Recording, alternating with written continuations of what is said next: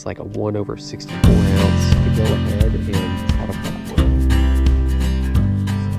Go. All right, guys, it has been a full day of fishing. This is probably like 8 or 9 hours after I started this video. I started this video probably 40 miles from here at a lake. The fishing was just awful. I went out to record a bank fishing tips video, which is probably related in this title. But over here, like I said, we're about 40 miles away. We found a little roadside pond and the fishing was insane. I found one of my favorite species and we targeted that all day long. There's a new rod and reel in here and one of my favorite baits. So let's go on and let's get on with the video. All right, so right now we are just rigging up a trout magnet right here. I've already got the mini magnet loaded up on another pole, and we'll talk about the poles here in just a minute. But one of the tips that I would give you all is go ahead and rig up your bait away from the bank. So I am probably, I don't know, 6 feet away from where I'm going to be fishing at, and I'm going to go ahead and rig up back here. This is going to spook way less fish, and once I get up there I can just cast in and start catching. Now whenever you approach the bank, I would go ahead and I would be quiet as you can. Oh, and there we go. Got the skunk out of the boat with the first fish here today. Right there. Go ahead and be as quiet as you can coming up to the bank. That's going to, again, scare way less fish. And then also I would recommend throwing a little bait. This is like a 1/64 ounce jig head, and all I've got is just a little float on top as well. One of the most common fishing mistakes that I see is people are throwing way too heavy of baits, and what that's doing is it's spooking a lot of fish. This right here is pretty similar to them seeing an insect or something like that drop on bottom, and they're not freaked out by that.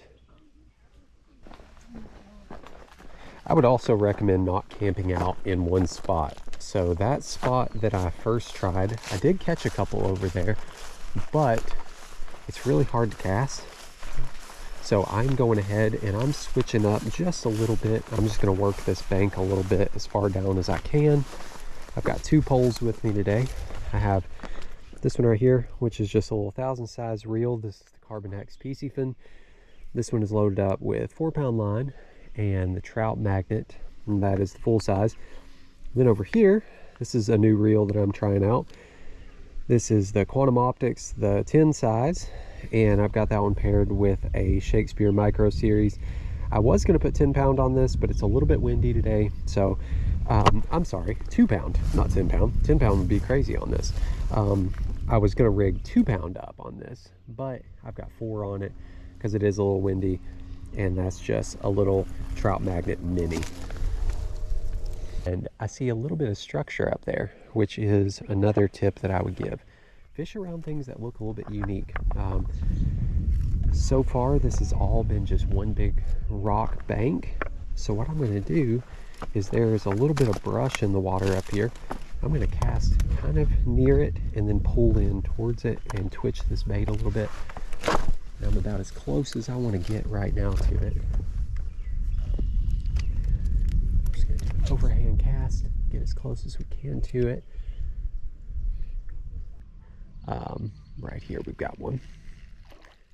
So this is actually a really good example right here of downsizing your bait. So this is just a little largemouth in here, but it inhaled that little trout magnet mini.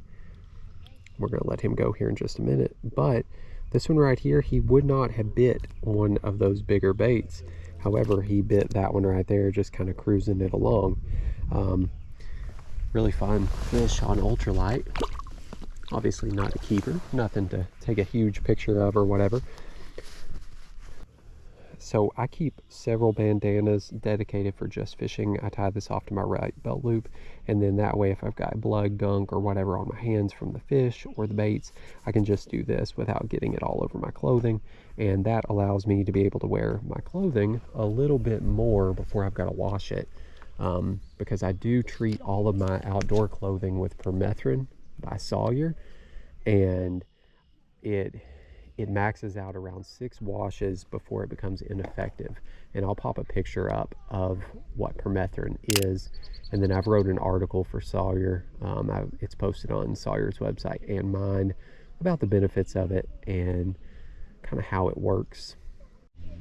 You know, the number one thing that I would recommend, though, we talk about all these extra tips and tricks to catch these fish, all the gear to heighten your chances and everything, but the number one thing is we all just love to have fun. That's why we picked up fishing. That's the reason that as a kid we had those Zebco style rods and reels, and we just threw out worms and corn or hot dogs or whatever. Man, I mean, how blessed are we to be able to hang out in places like this? So that's the number one thing. Just realize that we're so blessed to get to come to these beautiful places. Just have fun with it, and I feel like the fish can honestly feel that as I'm reeling in a little dink.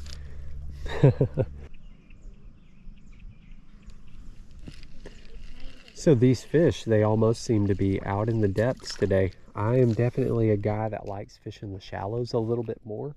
That's kind of my high percentage area typically. But these fish, they're wanting to prove me wrong today, and they are in the depths. So I don't know, we'll keep fishing the depths, and we'll keep working it back to us a little bit. So one thing to keep in mind if you have had a really slow fishing day is what day of the week is it? How busy is the place that you're in? For instance, in this lake that I love to fish, there has been a ton of people here today, which is very uncommon, and there's no telling what has been thrown at these fish, what they've been doing up on the banks, and that is going to lessen your chances of catching fish whenever there's been a lot of people in.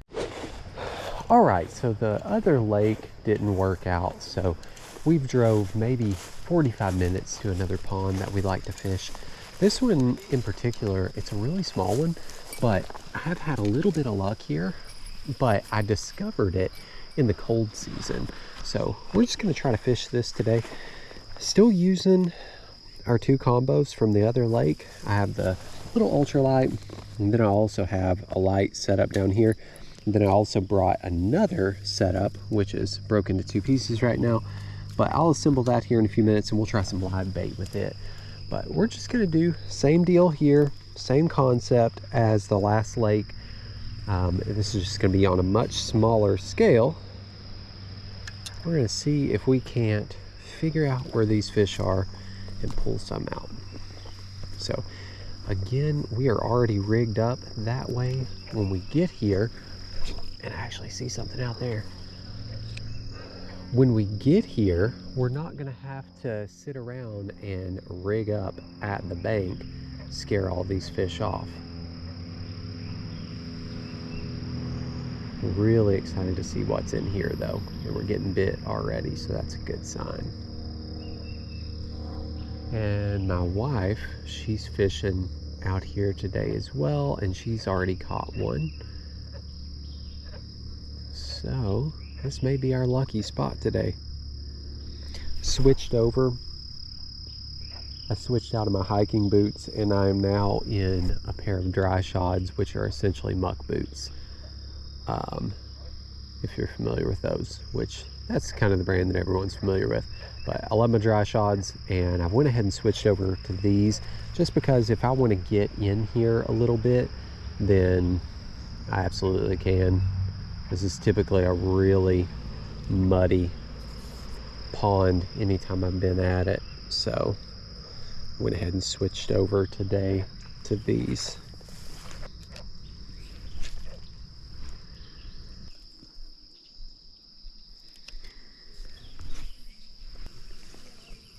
So I'm going to go ahead and I'm going to switch away from that trout magnet, and I'm going to move over to just a simple Aberdeen hook. I want to say this is a number 8 Aberdeen, and I'm just going to rock and roll with a little red worm.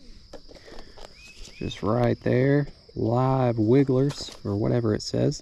And I'm just going to rock this with hopefully no weight Hopefully we can get a good cast out there still. I'm going to put no split shot on it. Just rock it with this little Aberdeen hook and see what we can do. This is the first time switching away from artificials today, and sometimes that's just what you've got to do to put some fish in the bucket or in the boat, whatever you are doing. We do a lot of catch and cook here in our family, so we like to catch as many fish as we can while we're out on these trips. And sometimes switching away from those artificials and going with a live bait, it really does help. You can just kind of pause and let your bait sit there. And this is just my little toolkit. I've got some forceps right here. I've got just a cheap ruler or measuring tape. And then these are some scissors from the beauty section of Walmart, and these work really well for cutting line. I like these a lot. So all we're doing is we're rigging up an Aberdeen hook with a little float, and we're going to move that up a little bit because we kind of had to get into our main line there.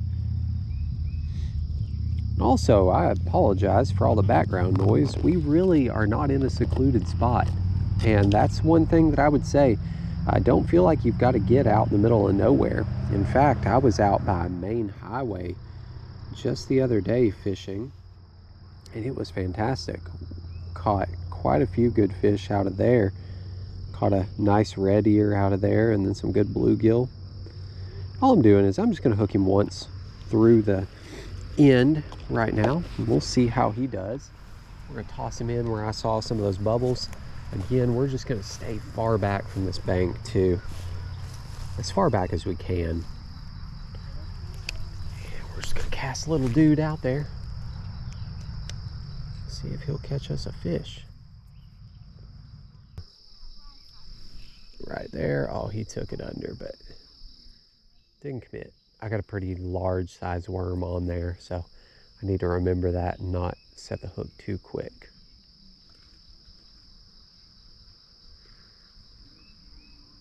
The key here is just have some good patience. Wait them out. They'll find you.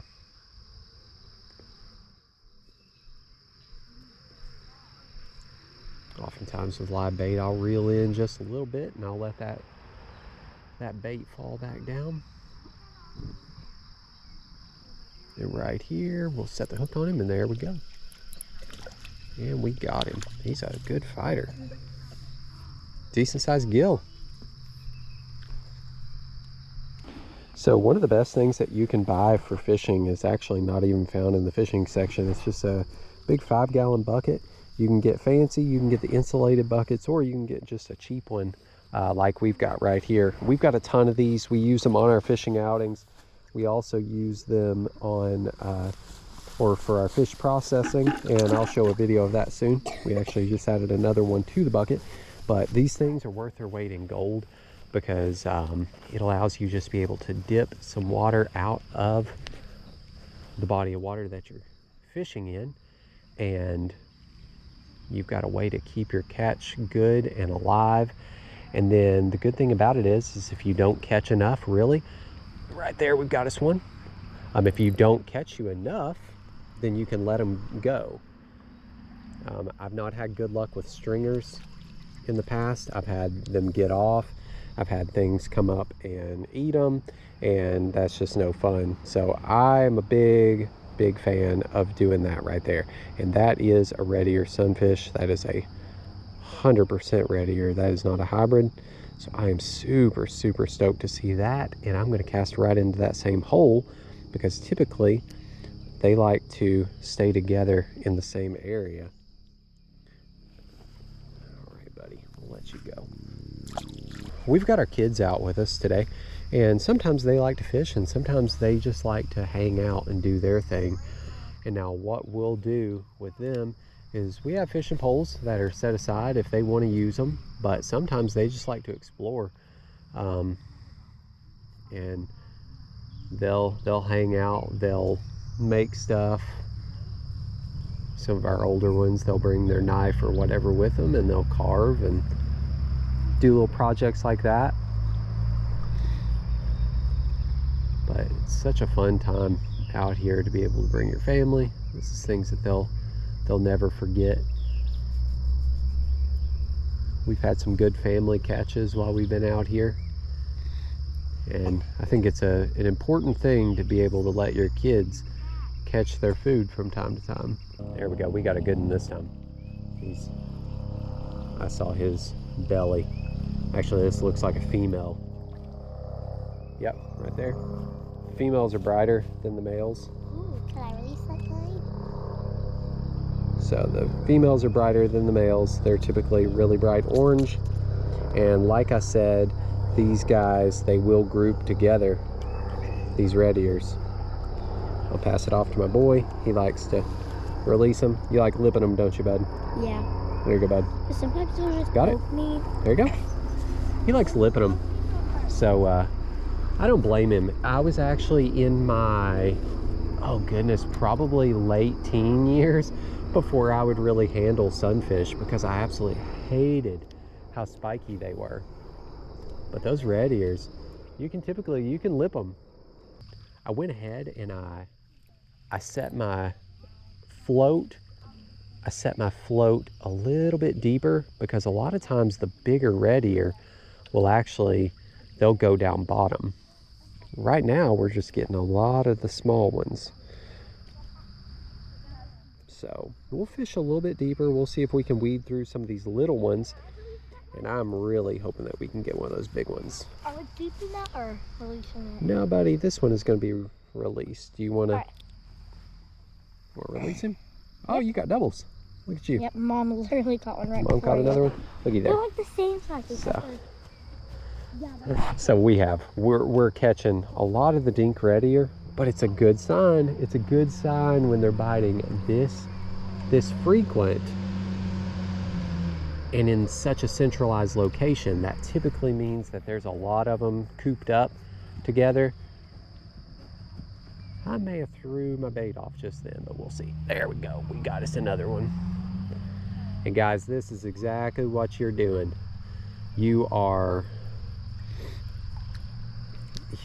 Oh, and there's a bluegill in the mix.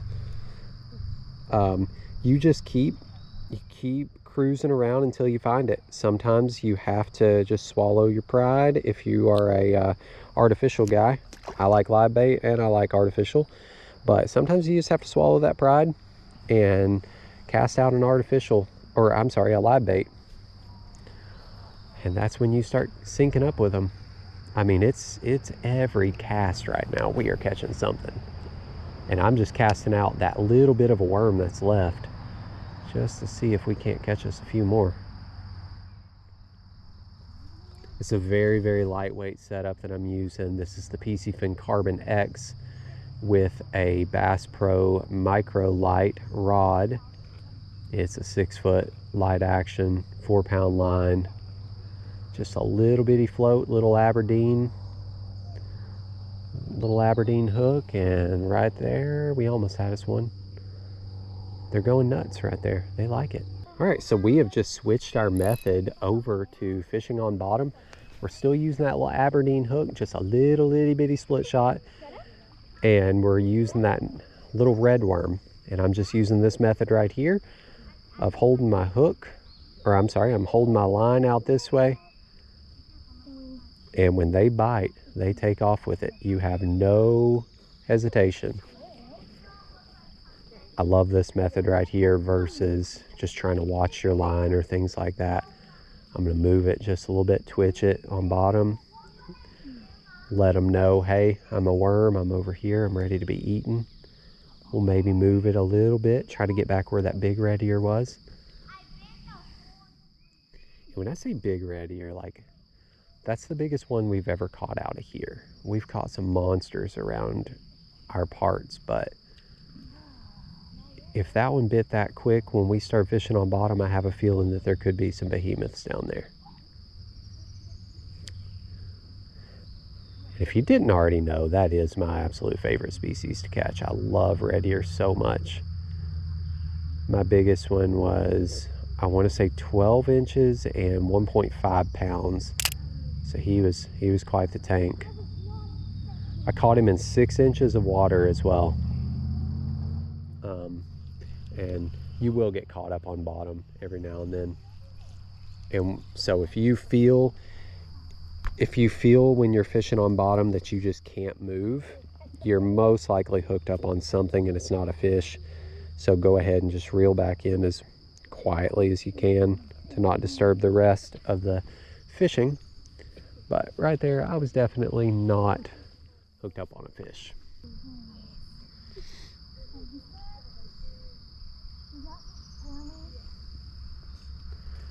Oh, and right there, all that one took was just a little bit of movement and he was on it. It's just another little red ear. A lot of these little ones down there. But that is fantastic to see that there are so many in here, because I had no clue they had red ear in this pond. That's going to be good whenever these guys get a little bit bigger.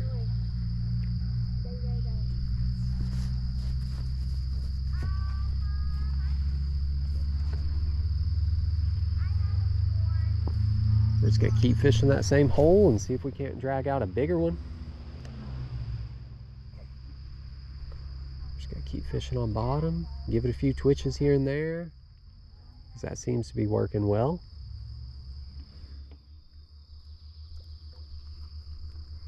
Right there. And man, as slow as the fish were and as finicky as they were biting over at the other lake today, this pond, they are not biting finicky. They are on it. When they're biting today.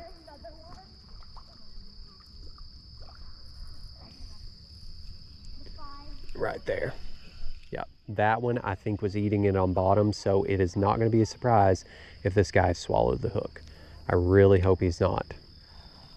Yep, that's what I thought. Now, oftentimes what we'll do if they swallow the hook, even if they're real little, sometimes we will try to repurpose them.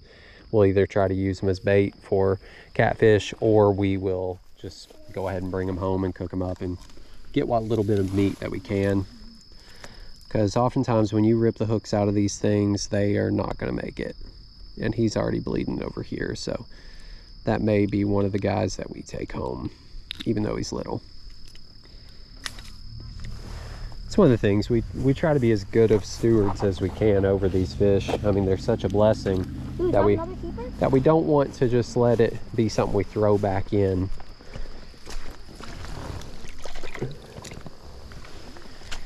You know, that's one of those things, like when we go to the grocery store, we're not connected to our food at all. We're not connected to the pack of chicken with cellophane wrap around it, or the pack of hamburger or whatever. But whenever you hunt for your food, or you fish for your food like this, you remember that fish when you've reeled it in, or you remember that deer as it was walking around your tree stand. So we really try to take care of what we catch and harvest off the land. And this one's a pretty little one, but they're all strange. They're just darting right for me today.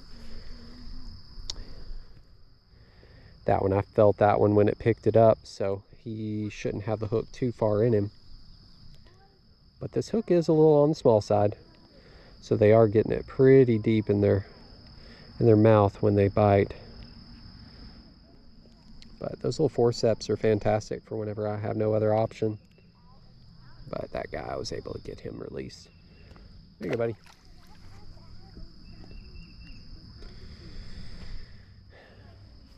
Yeah, and you know, like, just like we try to be good stewards over our catches, it's so good for our kids to be able to see this. They know where their food has come from. They can remember when they caught, you know, that specific fish, or they can remember that one specific one being caught, and that one I didn't hook up on. But you know, they can remember what fish was caught when and where, and it's just such a confidence builder.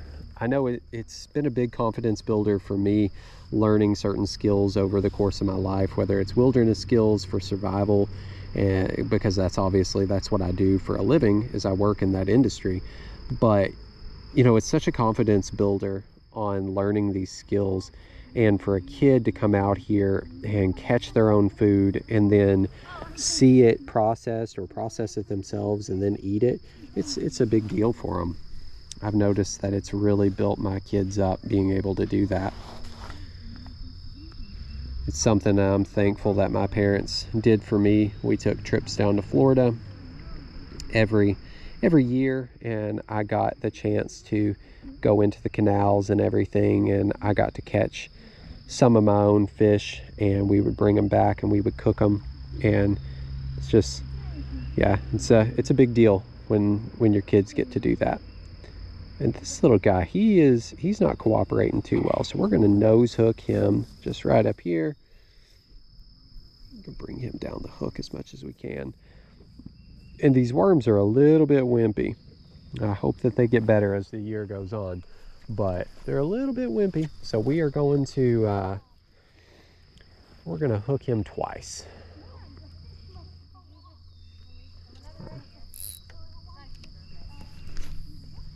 So right back into the same hole, and I don't want it all the way touching the bottom because we're staying so hung up. So as it's sinking, I'm just giving it one of these right here, pulling that line out, keeping that line pulled out a little bit. And what it's doing is it's keeping it in the same spot versus me reeling. And right here, give it one more pull, buddy. Oh, I don't think he probably got all my bait, so what I'm doing is I'm just kind of holding that line out, feeling for the bite. And whenever he seems like he's took it real good, right here, there he is. Then I'm releasing that line, and then I'm pulling up on my pole, setting my hook, keeping pressure on him all the way through. Oh, and we actually hooked him in the side. Or no, we hooked him. We hooked him in the mouth, but it got tangled. Come here, buddy.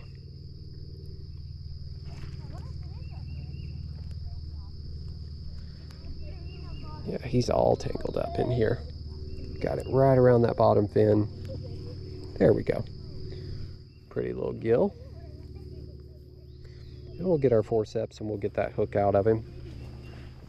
So I've caught several out of that hole since I last had the camera on. I just figured you wouldn't want to see me catch kind of the same fish over and over. But right out in front of me, there has been something going crazy under this water. So we're going to see if he's attracted to a worm. He probably sees us because I've not been quiet. I've been talking to the camera. We've been talking as a family over here. But there's something over here. So I'm just going to see if he'll come out. Right there. Right there. Okay. Another red ear. Man, this is always my target species. I love it. But that's crazy how fast they're biting today. That's fantastic. Love it. All right. So we're going to cast out again. Just see if they won't bite this again.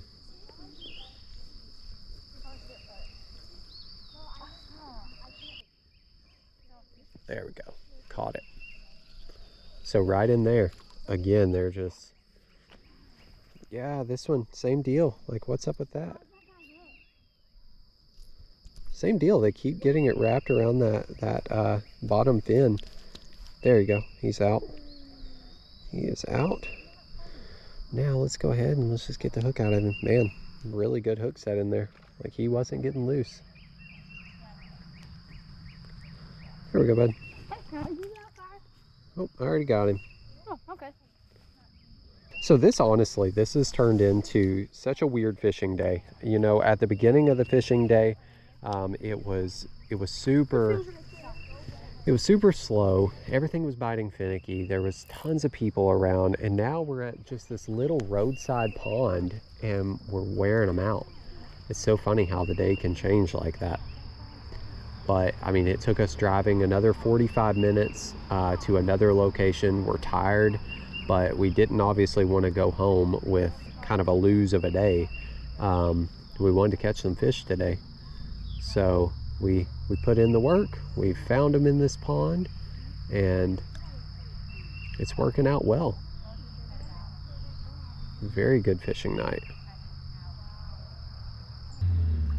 Okay, so I've caught quite a bit of fish on the other setup, but I've got another rod and reel with me today that I'm wanting to try. It is a Ugly Stick 7-foot ultralight, and then I've got an Okuma Seamar, I think it's the C20 on there.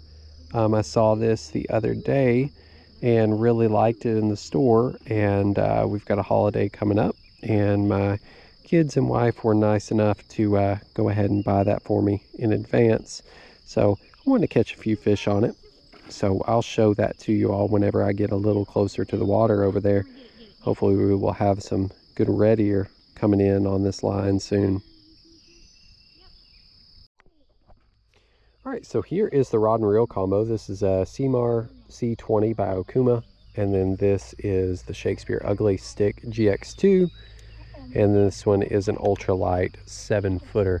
I have 4-pound trilene on this, just regular mono, and it is clear, nothing wild here. I actually started out with braid and hated it. I spent probably 30 bucks on my braid setup and just did not like it. So I went ahead and I switched back to my 4-pound mono, which I know very well. It's tried and true for me. So we're going to cast back out into that same spot. I'm using a very, very, very tiny split shot on this one versus kind of the heavier weight one that I was using on the last one. And hopefully this is going to keep me a little bit less hung up on bottom. Put a little tension in the line there. Tension in the line, kind of pull that rod tip up just a little bit. Move it on bottom a little bit. Try to get the fish a little bit excited about what's in front of them. Fishing that same red ear hole. Right there. There we go, got a bite. Oh yeah. Man, this little ultralight, it just bends right over. This is a little fish, but it He's a keeper, isn't he? it's a good feeling fight. Actually, that's not too little. That's actually a pretty decent bluegill. Yeah? He looked kind of little whenever you were reeling him Yeah, in. he's not too bad. Like, he'd be a great eater. This size is really nice for eating. All right, so at this point we've pretty much got everything that we need in our bucket for dinner, and I'm just going to mess around a little bit now and just see what we can catch. I've still been using the little Okuma with the Ugly Stick, and then I just went ahead and added a float on. And the float, I'm having a harder time hooking up with these fish. There it goes, he came back around for it. Than when I was fishing on bottom. So I've kind of been switching over to holding the line and doing the little slingshot and all that stuff, and that allows me to detect that bite a little bit better than just waiting for the float to go down. So just for fun now, I've went ahead and I've switched back to the little ultralight setup. We know where they're at, and we know that they are indeed biting, and I've just went ahead and switched back to the little Trout mini magnet, and right there they are biting. We're probably gonna have to convince them a little bit, or it's not a live bait. So I'll twitch it a little bit and see if we can't get them to commit. It's getting hit a lot though. We're just giving it a few twitches along the way. Right there. Oh yeah, he's on. It's just a really little one, I think. Yeah, and now I've caught a lot of these size ones off camera. That one is actually a little red ear bluegill hybrid. It's got a little bit of red back here, or maybe it's just a really dark red ear, but he hit it, so that's good news. We're gonna keep casting this out and just cruising it around a little bit.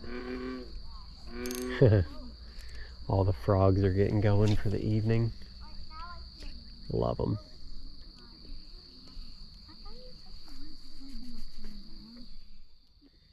So yeah, one of the big things is it's sometimes hard to fish artificials right away and locate the fish. Sometimes you need to locate them and then that sometimes it does involve using something like this, but sometimes it involves using live bait. So I like to bring both options, especially if I'm out for the full day and I'm really just trying to make fishing the entirety of the day. I like to bring all sorts of options with me. These are ones plastic cricket. And sometimes what I like to do, if this was 2-pound line, it would be ready to rock and roll. Like I could cast super far out, but where this is 4-pound line on this one, it's not casting as far as 2-pound would have. So I'm gonna add a little bitty split shot above this mini trout magnet. I'm gonna add that quite a bit above the bait, more so where the float is. And the trick with these little split shots is you don't want to crimp them super hard on this light line. So I just kind of got it enough where it would stay, and that's about it. Now I'll be able to get a little bit longer of a cast, and that split shot is not going to interfere with my bait. We'll cruise out where some of those bigger red ear were hanging out too, and we'll see if we can entice them. There we go. That was every bit of the weight that I needed. And I'm pretty sure that this is the mealworm color of the mini trout magnet right here. I figured that this would be a pretty natural color for them. It's not something super wild like pink or green, things like that. So we're just cruising it back through some of the areas that I had luck with live bait. We'll let it pause a little bit. All right, I had the GoPro turned off. Got another little one casting out the little mini trout magnet in that same hole. We're not pulling out any real big ones, but they are biting the trout magnet now that they're kind of fired up, or where I've found them at. And this is just like that mealworm color, I believe is what this one's called. And there's a look at that setup. Probably 6 inches above that, I have the split shot, and then maybe about 3 inches above that, I've got the float. Just rocking the little Quantum Optics size 10 4-pound line, Shakespeare Micro Series. Verdict is still out on this 4.6 Ultralight. It's fun, but oh, and there we go. We got another one just as soon as it hit the water.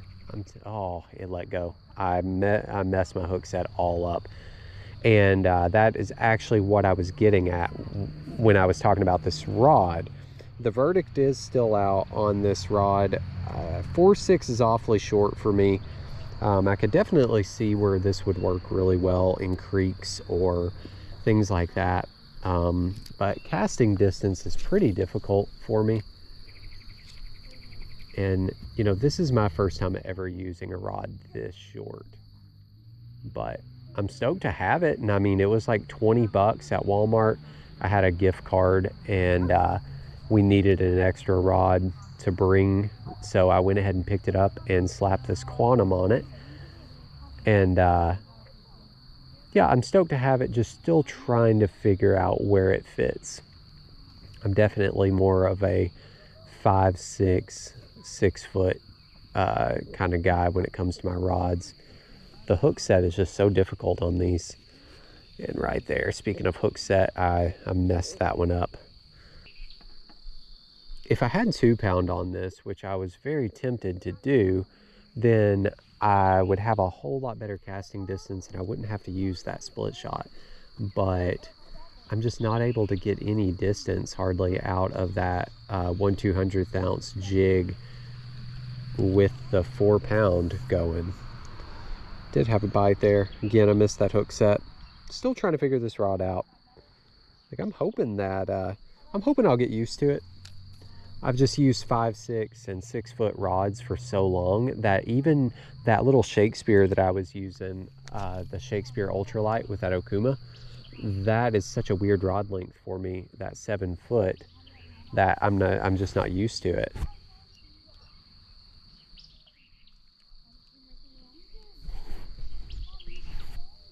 But they are definitely biting this mini trout magnet. It's either as soon as it hits the water or I'm giving it a little bit of a pause, and right there we got one. They're real little, because I mean this is an ultralight and he's not bending it hardly at all. Yeah, he's little, not real aggressive.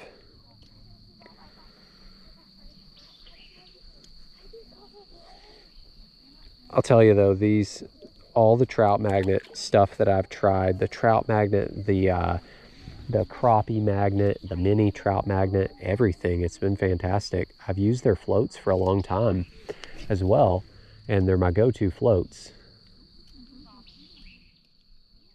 But yeah, this is kind of my default bait.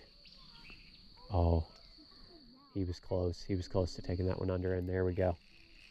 I mean, I'm telling you all, it's like every single cast with this.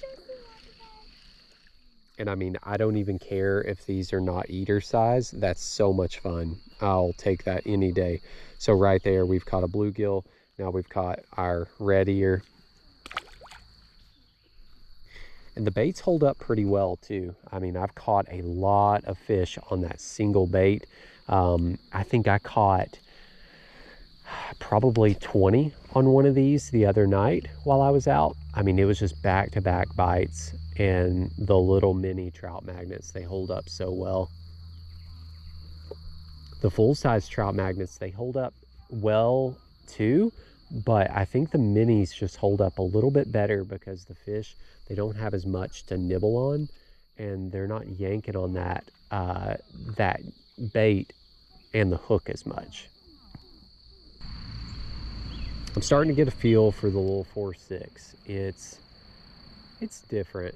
It's so different. It's just so short that getting the hook set right is a little different for me, just because I'm not used to it. Yeah, but this is the little kit that I'm using with this one. It's just the mini magnet. It's a 85 piece kit.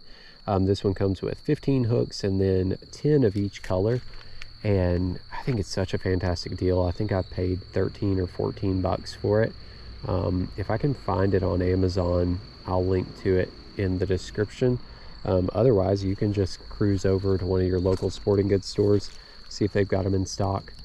It took me a while to find the mini in stock anywhere, but once I did, I was so excited because I was able to find just like the little 5-packs or whatever, but I could only find them in one color.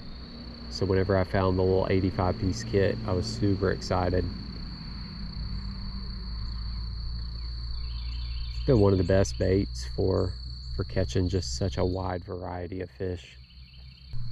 And this is a pretty grown up little spot. There's like this little cove that I'm able to walk into, but the left and the right is as tall as I am as far as weeds, and I can kind of see the benefit of this little small rod right here. We got one.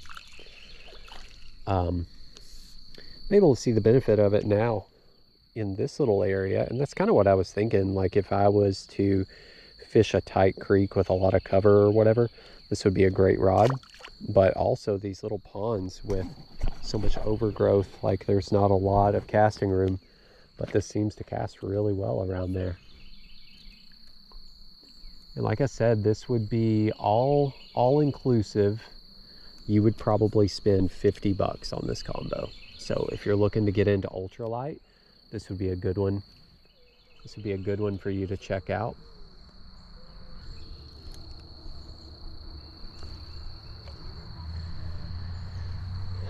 Yeah, there's no way that I could make these casts with even my 6-foot rod over here. So that is kind of the benefit of this 4.6. I can see that. Even like these overhead casts and whatnot that I try to make when I'm trying to get a little bit of distance, I would get hung up in everything around me. So this little 4.6, I'd say it's probably gonna stay in the car quite a bit. And if you're looking to get into ultralight fishing, not only this little rod and reel combo, but if you just paired up one of the little mini magnet kits, That'd be a fantastic little way to catch good panfish. Exploring creeks, little ponds, roadside places that you find.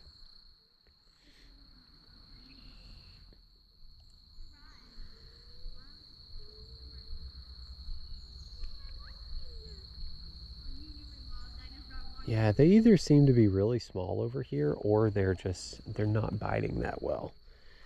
Let me get unstuck here in this mud. We'll just cast back at our place that we were at, where we were catching them all. And we'll see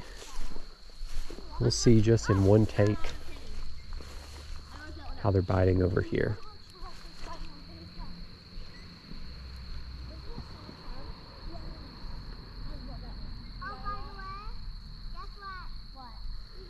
And I'll probably switch back over to live bait just a little bit before we leave. Just see if I can get that right before sunset bite.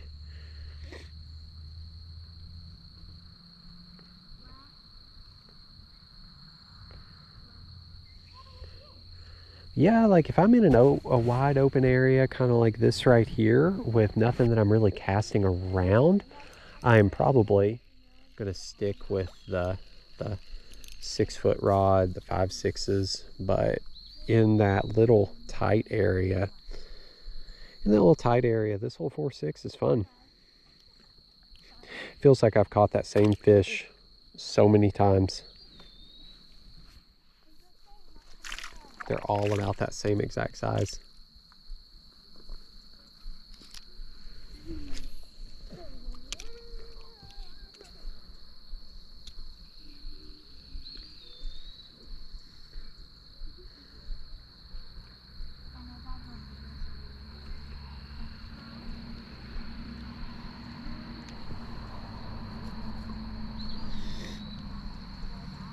And this bait is so versatile. You can fish it and just let it kind of drift if there's a little bit of chop and wake on the water, or you can just reel, let it sit.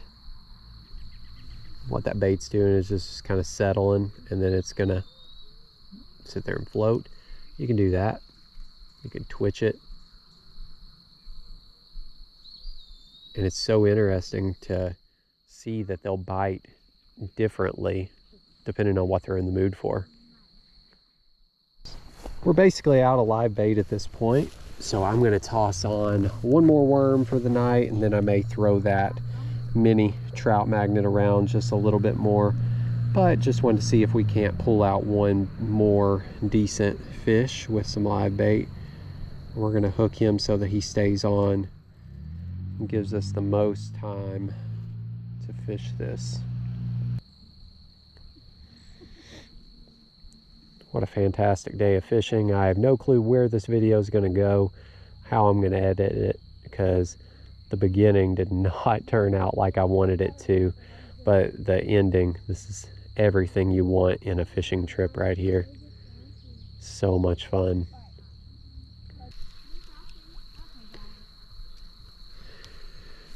So it kind of seems like they've switched up. They have they've not wanted this little dinky worm, and I don't blame them. All right, everyone, so that is where we're going to end the video at today. This day absolutely turned into something that I was not expecting. I had no clue that this little pond in behind me was going to turn out to be that good. At the beginning of the day, the lake was just such a letdown. I had a feeling that we were going to catch a lot, and that's why I went out to make this bank fishing video.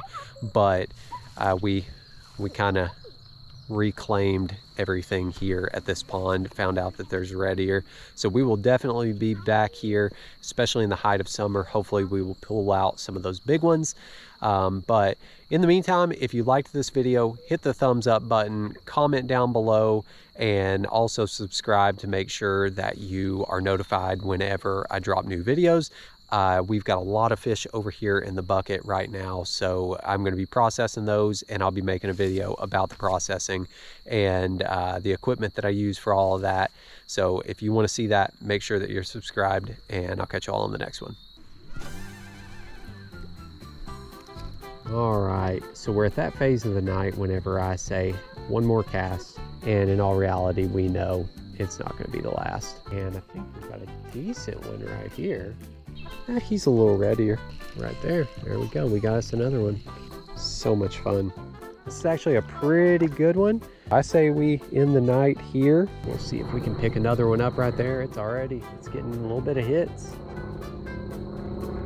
Getting a little bit of hits, so we'll see if we can't pull us a decent one out. They're fighting good over from there. Oh man, and they are getting hung up in that brush.